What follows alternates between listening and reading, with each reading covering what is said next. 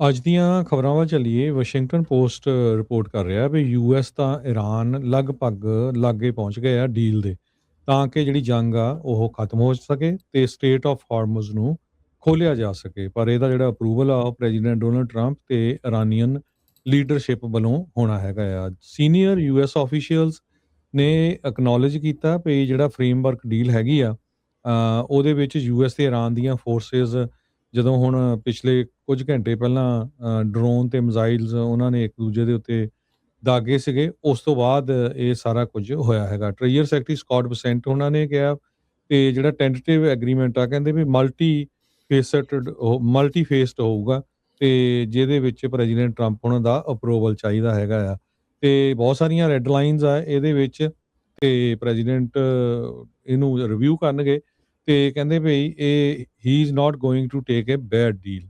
ਇਹ ਬਸੈਂਟ ਹੋਣੀ ਜੋ ਆ ਉਹ ਕਹਿ ਰਹੇ ਹੈਗੇ ਆ। ਕਹਿੰਦੇ ਭਈ ਜਦੋਂ ਤੱਕ ਇਰਾਨੀਅਨ ਆਫੀਸ਼ੀਅਲਸ ਐਗਰੀ ਨਹੀਂ ਕਰਦੇ ਵੀ ਹਾਂ ਅਸੀਂ ਸਟੇਟ ਆਫ ਹਾਰਮਜ਼ ਨੂੰ ਖੋਲ੍ਹਣ ਜਾ ਰਹੇ ਹਾਂ, ਤਦੋਂ ਤੱਕ nothing is going to be on table.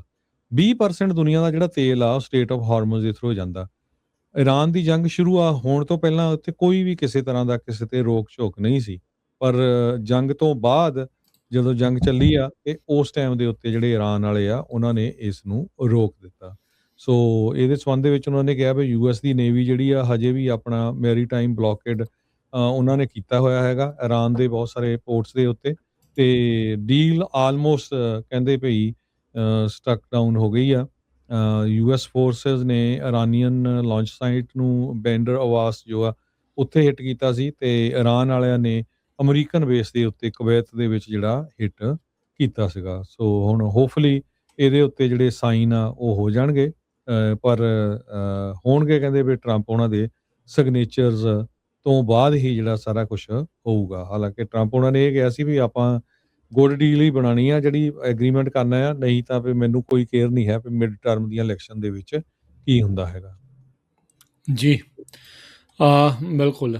ਅੱਜ ਦੀਆਂ ਖਬਰਾਂ ਵੱਲ ਚੱਲੀਏ। ਵਾਸ਼ਿੰਗਟਨ ਪੋਸਟ ਰਿਪੋਰਟ ਕਰ ਰਿਹਾ ਵੀ ਯੂਐਸ ਤਾਂ ਇਰਾਨ ਲਗਭਗ ਲਾਗੇ ਪਹੁੰਚ ਗਏ ਆ ਡੀਲ ਦੇ, ਤਾਂ ਕਿ ਜਿਹੜੀ ਜੰਗ ਆ ਉਹ ਖਤਮ ਹੋ ਸਕੇ ਤੇ ਸਟੇਟ ਆਫ ਹਾਰਮਜ਼ ਨੂੰ ਖੋਲ੍ਹਿਆ ਜਾ ਸਕੇ। ਪਰ ਇਹਦਾ ਜਿਹੜਾ ਅਪਰੂਵਲ ਆ ਉਹ ਪ੍ਰੈਜ਼ੀਡੈਂਟ ਡੋਨਲਡ ਟਰੰਪ ਤੇ ਇਰਾਨੀਅਨ ਲੀਡਰਸ਼ਿਪ ਵੱਲੋਂ ਹੋਣਾ ਹੈਗਾ ਆ। ਸੀਨੀਅਰ ਯੂਐਸ ਆਫੀਸ਼ੀਅਲਸ ਨੇ ਐਕਨੋਲਜ ਕੀਤਾ ਵੀ ਜਿਹੜਾ ਫਰੇਮਵਰਕ ਡੀਲ ਹੈਗੀ ਆ, ਉਹਦੇ ਵਿੱਚ ਯੂਐਸ ਤੇ ਇਰਾਨ ਦੀਆਂ ਫੋਰਸਿਸ ਜਦੋਂ ਹੁਣ ਪਿਛਲੇ ਕੁਝ ਘੰਟੇ ਪਹਿਲਾਂ ਡਰੋਨ ਤੇ ਮਿਜ਼ਾਈਲਸ ਉਹਨਾਂ ਨੇ ਇੱਕ ਦੂਜੇ ਦੇ ਉੱਤੇ ਦਾਗੇ ਸੀਗੇ। ਉਸ ਤੋਂ ਬਾਅਦ ਇਹ ਸਾਰਾ ਕੁਝ ਹੋਇਆ ਹੈਗਾ। ਟ੍ਰੇਜਰ ਸੈਕਟਰੀ ਸਕਾਟ ਬਸੈਂਟ ਉਹਨਾਂ ਨੇ ਕਿਹਾ ਕਿ ਜਿਹੜਾ ਟੈਂਟੇਟਿਵ ਐਗਰੀਮੈਂਟ ਆ, ਕਹਿੰਦੇ ਵੀ ਮਲਟੀ ਫੇਸਡ ਹੋਊਗਾ ਤੇ ਜਿਹਦੇ ਵਿੱਚ ਪ੍ਰੈਜ਼ੀਡੈਂਟ ਟਰੰਪ ਉਹਨਾਂ ਦਾ ਅਪਰੂਵਲ ਚਾਹੀਦਾ ਹੈਗਾ ਆ।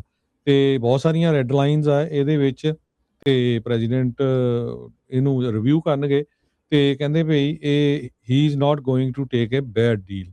ਇਹ ਬਸੈਂਟ ਹੋਣੀ ਜੋ ਆ ਉਹ ਕਹਿ ਰਹੇ ਹੈਗੇ ਆ। ਕਹਿੰਦੇ ਭਈ ਜਦੋਂ ਤੱਕ ਇਰਾਨੀਅਨ ਆਫੀਸ਼ੀਅਲਸ ਐਗਰੀ ਨਹੀਂ ਕਰਦੇ ਵੀ ਹਾਂ ਅਸੀਂ ਸਟੇਟ ਆਫ ਹਾਰਮਜ਼ ਨੂੰ ਖੋਲ੍ਹਣ ਜਾ ਰਹੇ ਹਾਂ, ਤਦੋਂ ਤੱਕ nothing is going to be on table. 20% ਦੁਨੀਆ ਦਾ ਜਿਹੜਾ ਤੇਲ ਆ ਉਹ ਸਟੇਟ ਆਫ ਹਾਰਮਜ਼ ਦੇ ਥਰੂ ਜਾਂਦਾ। ਇਰਾਨ ਦੀ ਜੰਗ ਸ਼ੁਰੂ ਹੋਣ ਤੋਂ ਪਹਿਲਾਂ ਉੱਥੇ ਕੋਈ ਵੀ ਕਿਸੇ ਤਰ੍ਹਾਂ ਦਾ ਕਿਸੇ ਤੇ ਰੋਕ ਝੋਕ ਨਹੀਂ ਸੀ। ਪਰ ਜੰਗ ਤੋਂ ਬਾਅਦ ਜਦੋਂ ਜੰਗ ਚੱਲੀ ਆ ਤੇ ਉਸ ਟਾਈਮ ਦੇ ਉੱਤੇ ਜਿਹੜੇ ਇਰਾਨ ਵਾਲੇ ਆ ਉਹਨਾਂ ਨੇ ਇਸ ਨੂੰ ਰੋਕ ਦਿੱਤਾ। ਸੋ ਇਹਦੇ ਸੰਬੰਧ ਦੇ ਵਿੱਚ ਉਹਨਾਂ ਨੇ ਕਿਹਾ ਵੀ ਯੂਐਸ ਦੀ ਨੇਵੀ ਜਿਹੜੀ ਆ ਹਜੇ ਵੀ ਆਪਣਾ ਮੈਰੀਟਾਈਮ ਬਲੌਕੇਡ ਉਹਨਾਂ ਨੇ ਕੀਤਾ ਹੋਇਆ ਹੈਗਾ ਇਰਾਨ ਦੇ ਬਹੁਤ ਸਾਰੇ ਪੋਰਟਸ ਦੇ ਉੱਤੇ। ਤੇ ਡੀਲ ਆਲਮੋਸਟ ਕਹਿੰਦੇ ਭਈ ਸਟਕ ਡਾਊਨ ਹੋ ਗਈ ਆ। ਯੂਐਸ ਫੋਰਸਿਸ ਨੇ ਇਰਾਨੀਅਨ ਲਾਂਚ ਸਾਈਟ ਨੂੰ ਬੈਂਡਰ ਆਵਾਸ ਜੋ ਆ ਉੱਥੇ ਹਿੱਟ ਕੀਤਾ ਸੀ ਤੇ ਇਰਾਨ ਵਾਲਿਆਂ ਨੇ ਅਮਰੀਕਨ ਬੇਸ ਦੇ ਉੱਤੇ ਕੁਵੈਤ ਦੇ ਵਿੱਚ ਜਿਹੜਾ ਹਿੱਟ ਕੀਤਾ ਸੀਗਾ। ਸੋ ਹੁਣ ਹੋਪਫੁਲੀ ਇਹਦੇ ਉੱਤੇ ਜਿਹੜੇ ਸਾਈਨ ਆ ਉਹ ਹੋ ਜਾਣਗੇ। ਪਰ ਹੋਣਗੇ ਕਹਿੰਦੇ ਵੀ ਟਰੰਪ ਉਹਨਾਂ ਦੇ ਸਿਗਨੇਚਰਸ ਤੋਂ ਬਾਅਦ ਹੀ ਜਿਹੜਾ ਸਾਰਾ ਕੁਝ ਹੋਊਗਾ। ਹਾਲਾਂਕਿ ਟਰੰਪ ਉਹਨਾਂ ਨੇ ਇਹ ਕਿਹਾ ਸੀ ਵੀ ਆਪਾਂ ਗੁੱਡ ਡੀਲ ਹੀ ਬਣਾਉਣੀ ਆ, ਜਿਹੜੀ ਐਗਰੀਮੈਂਟ ਕਰਨਾ ਆ, ਨਹੀਂ ਤਾਂ ਵੀ ਮੈਨੂੰ ਕੋਈ ਕੇਅਰ ਨਹੀਂ ਹੈ ਵੀ ਮਿਡ ਟਰਮ ਦੀਆਂ ਇਲੈਕਸ਼ਨ ਦੇ ਵਿੱਚ ਕੀ ਹੁੰਦਾ ਹੈਗਾ। ਜੀ ਬਿਲਕੁਲ।